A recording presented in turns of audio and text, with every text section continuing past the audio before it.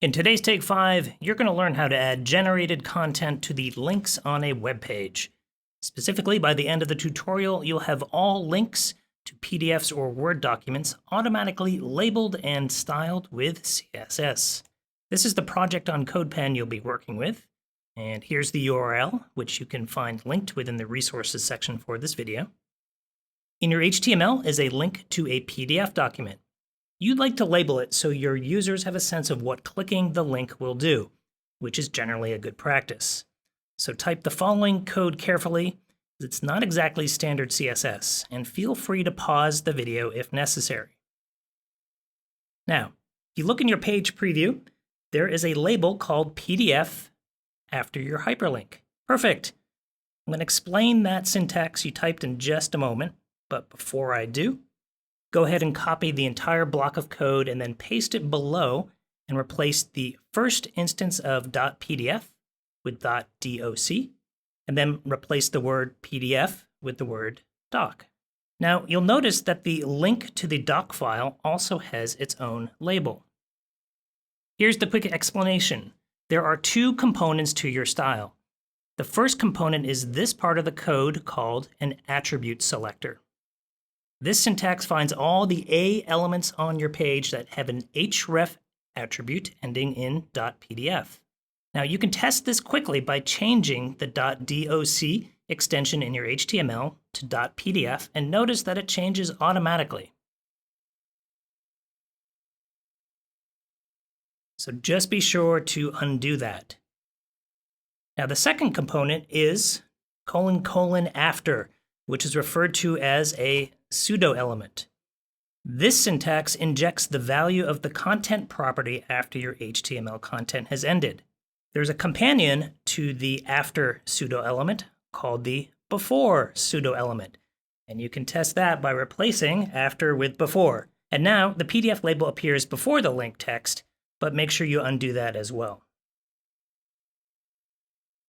Now, important note, your generated content is not actually part of your HTML.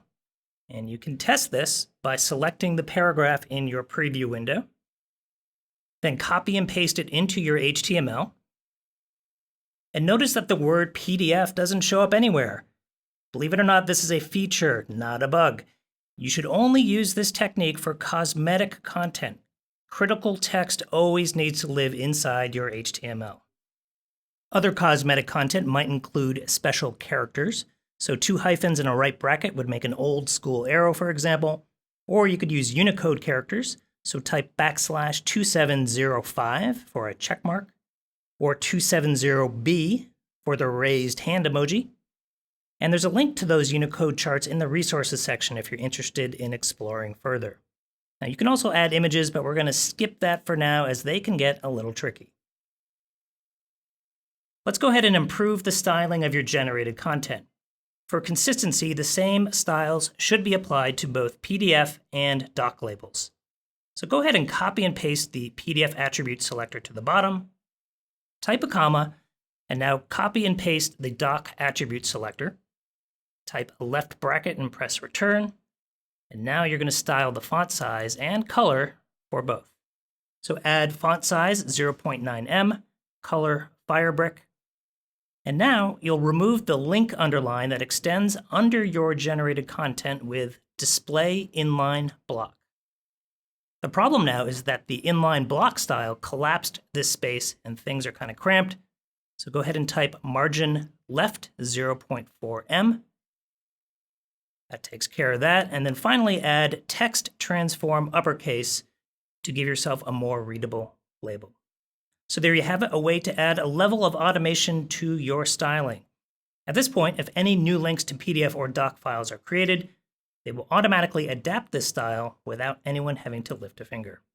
So I hope you learned a little more about CSS generated content than you knew before. If you want to double check your work, here's the URL to the completed project on Codepen, and you can also find that link in the resources section for this video. Finally, be sure to check out the rest of our Take 5 tutorials as well as the entire course catalog at Gymnasium.